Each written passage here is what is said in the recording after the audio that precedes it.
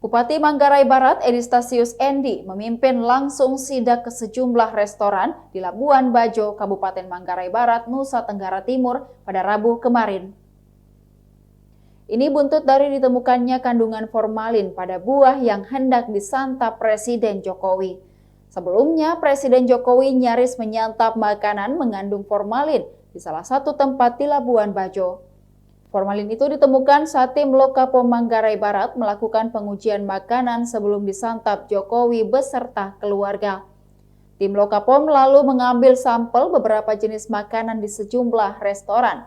Di antaranya restoran Prima Rasa, restoran Mai Cenggo, dan restoran La Moringa. Edistasius Endi ingin memastikan agar hal tersebut tidak terulang kembali.